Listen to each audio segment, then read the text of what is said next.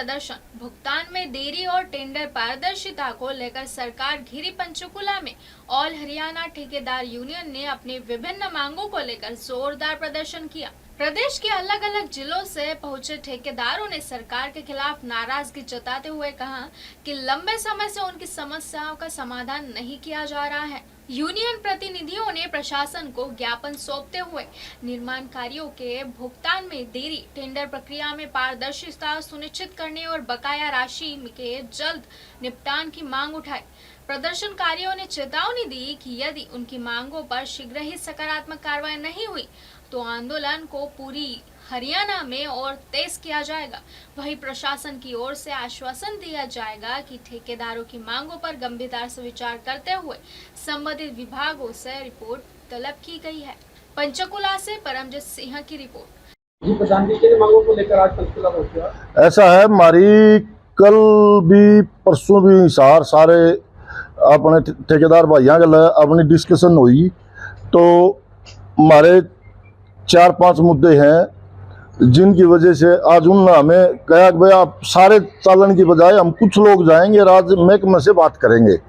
जिसमें मेन हमारी मुख्य बात है, जैसे एक तो सिरसा में जो ठेकेदार काम कर रहे हैं उनकी पिछले 2 से 2.5 महीनों से पेमेंट नहीं हो रही, 2-2.5 महीनों से, क्योंकि वहाँ एससी श्री पवन भारद्वाज जी कर दिए सस्पेंड, और वो इसलिए करे कि भाई प्रोग्रेस नहीं आ रही सरसे की। अब 2 महीना में 1 पैसा भी बुक नहीं हुआ सरसे की प्रोग्रेस, फिर तो फुल आ गई, मतलब फुल प्रोग्रेस आ गई, 1 पैसा भी बुक नहीं हुआ 2 महीना तक पिछले 2 महीनों से। और उनकी जगह ना कोई एससी अपॉइंट किया, जबकि इससे पहले महकमे में एक प्रैक्टिस होया करती, कोई एक्शन एससी या चीफ जो भी रिटायर होंगे उनकी जगह गवर्नमेंट पे 15-20 दिन महीना पहले फाइल चली जा कर दी, गवर्नमेंट भी उसने गवर्नमेंट के पास फाइल जाकर अपने अधिकारी ही नियुक्त कर दिया करते, उनकी नियुक्ति दे देंगे।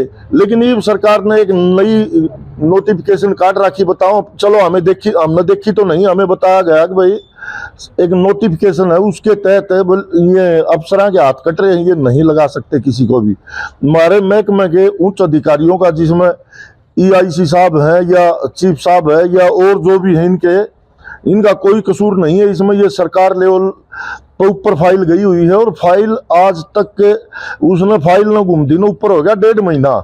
अगर एक चीफ SC के लिए फाइल 1.5 2 महीने घूमेगी, फिर भी उसका कोई रिजल्ट 0, तो मंत्रालय को दोषी करोगे या सरकार दोषी होगी उसमें, वो तो सरकार ने बेरा। बट इसमें दोष ज्यादा दिखाई दे रहा है कि सरकार का ही, मंत्रालय भी सरकार का हिस्सा, हमें तो नहीं कह सकते, या हमारे कमिश्नर साहब तो भी बेचारे शरीफ आदमी, उनका भी कोई कसूर नहीं है इसमें। लेकिन इसमें ऊपर लेवल की कोई पता नहीं हमें क्या है, जो आपसी खिंचातान में SC साहब हटाए गए, सिर्फ आपसी खिंचातान में, ये नहीं है उनके आने के बाद तो इतने काम हुए थे सिरसा में, लेकिन उनमें एक था वो थोड़े 2-4 दिन बीमार हो गए, बीमार होने में घर भी गए, किसी ने शिकायत कर दी, शिकायत करते हुए सस्पेंड कर दिए, रिवोकेशन हटके उनकी करी को नहीं है। तो उसकी वजह से हम पिछले 2 महीना तक परेशान, हाँ कोई पैसा नहीं मिल रहा, और उनकी एडिशनल चार्ज के लिए फाइल भेज रखी ऊपर सरकार पे किसी और की, वो अभी तक अप्रूव ही नहीं हुई है। पता नहीं वो क्यों नहीं करना चाहते, या सिरसा के लोगों ने कोई विशेष प्यार है, सरकार में प्यार है, क्योंकि सिरसा में एक भी पोजीशन का MLA MP नहीं है, सारे विपक्ष के हैं, या तो शायद यही बात है। बट उस विपक्ष में आम जनता का क्या कसूर है, जिनने सरकार को वोट दिए थे, थोड़े थोड़े वोट आ रहे थे, तो इसमें साथ के साथ वो लोग भी मर गए, और वो लोग भी मर गए जो वहां काम कर रहे हैं, जिनकी रोजी रोटी ही इससे चलती है। मजदूर है, मजदूर मर गया, किसान है, किसान का पानी नहीं जा रहा, क्योंकि ठेकेदार की एक लिमिट तो है ही कि भाई वो उस काम रोकेगा, और रोक दिया। इसलिए सरकार से हमारी अपील है कि इस मामला में जल्दी संज्ञान लेके और वहां तुरंत SC अपॉइंट किया जाए या उन्हीं को बहाल किया जाए, वो सरकार का मामला है, उसमें हम बट वो इतना कसूर नहीं था उन एससी साहब का जो सस्पेंड करे, वो करे सिर्फ आपसी खिंचातान में।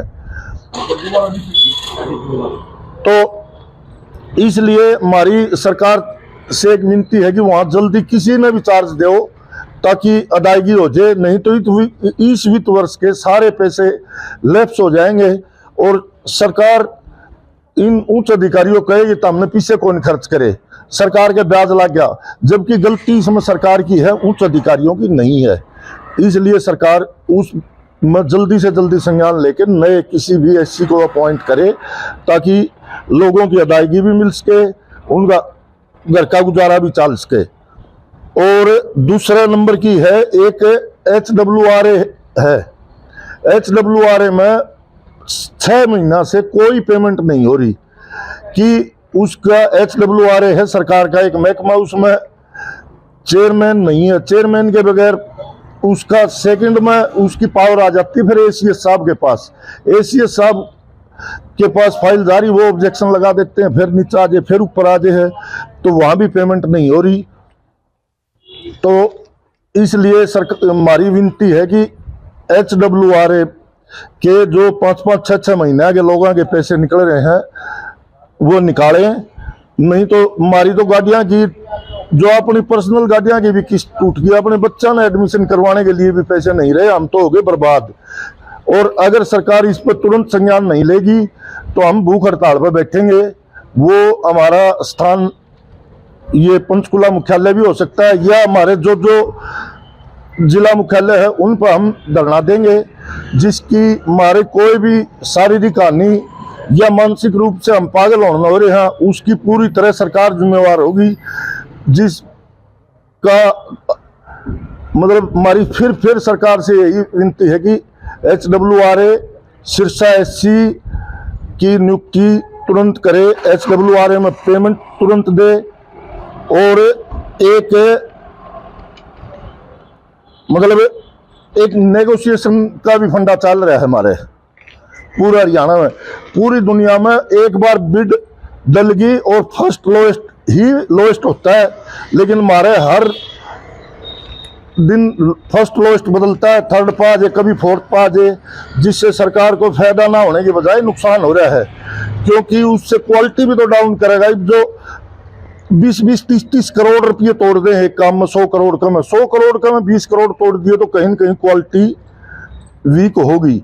इसलिए हमारी सरकार से यह विनती है कि जो बिड पे पहले चला करता ऐसे ही इसको चलाएं। कहीं किसी भी राज्य में, किसी पूरे भारत देश में या पूरे वर्ल्ड में जो भी बिडिंग होती है, बिडिंग में कहीं नेगोशिएशन होती तो सिर्फ फर्स्ट लोएस्ट की उसको महकमा बुलाता है, हाँ भाई आपने देनी, अगर उसका वारा खाओ तो दे दे, नहीं तो वो टाल कर दो, तो रिटेंडर कर लो महकमा। लेकिन ये नेगोशिएशन का धंधा हमारी सरकार से हाथ जोड़ के अपील है कि इसना बंद करें। इससे इसका तो एक और बड़ा नुकसान हो रहा है। पहले तो के मेरा छोटा मोटा पुल हो भी जाता, ईब तो सारा CM हाउस का आगे जाके पुल करें लोग, जबकि हमारे CM साहब बहुत बढ़िया आदमी है, ईमानदार आदमी है, लेकिन उनकी नाक का तलब भ्रष्टाचार हो रहा है। यह हमारी CM साहब से हाथ जोड़ के विनती है कि वो इस नेगोशिएशन पर थोड़ा सा मतलब सहानुभूति पूर्वक विचार करें ताकि राज्य का विकास बढ़िया हो सके और गुणवत्ता वाले काम हो। यही हमारी हाथ जोड़ के सरकार से विनती है।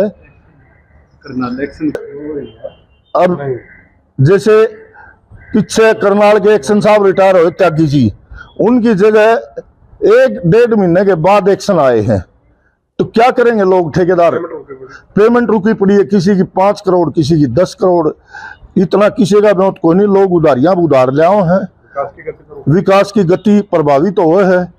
तो सरकार से विनती है कि जो इस प्रकार के जो रिटायर हो अधिकारी, उनकी जगह इन एडवांस अपना किसी न किसी न चार्ज दें ताकि विकास का पहिया ना रुके। और बड़ा बढ़िया विकास हो रहा है राज्य में, मुख्यमंत्री जी बहुत बढ़िया आदमी है, खूब विकास करने लग रहे हैं, बट ये इस टाइप के विकास मुख्यमंत्री के तो शायद ये संज्ञान में ही ना हो, ये रोके हुए हैं। इसी के साथ और फिर एक फ्लड के वर्क रह गए। फ्लड में जैसे एक एक आदमी बिलो डाल डाल के 20-20 30-30 काम ले गया, वो काम पूरे नहीं करेंगे। फ्लड का एक कोई क्राइटेरिया फिक्स करे, महकमा भाई एक ठेकेदार इतने काम कर सके है, उसकी एज पर कैपेसिटी उसको वर्क अलॉट किए जाएं। अदरवाइज राज्य में बाढ़ में बहुत ज़्यादा नुकसान होगा और हम नहीं चाहते कि हमारा राज्य में नुकसान हो, और उस नुकसान में क्या पता किसकी जान जाएगी, किसके लाल गड़ेंगे। तो हमारी सरकार से एक है कि इसके बारे में एक नीति बनाए कि एक आदमी ने भाई 2 काम 5 काम 7 काम जितनी उसकी बिड कैपेसिटी है, मान लो मेरी बिड कैपेसिटी है 3 करोड़ की और मैंने काम ले लिए 50 करोड़ के फ्लड के, क्योंकि मेरी कैपेसिटी नहीं है फिर भी ले लिए, क्योंकि कहीं कोई क्राइटेरिया फिक्स नहीं कर रखा। 1-1 1.5 करोड़ के काम लेयर डालते हैं। तो ये इस टाइप का हो रहा है। तो उस पर थोड़ा सा हमारी एक विनती है हमारे महकमे से भी, भाई अधिकारी थोड़ा संज्ञान ले। धन्यवाद, राम राम। खबरों का सिलसिला जारी रहेगा, लेकिन यहाँ वक्त है एक छोटे से ब्रेक का। मिलते हैं ब्रेक के बाद। आप देखते रहिए MNS न्यूज। आप देख रहे हैं MNS न्यूज, सच जरूरी।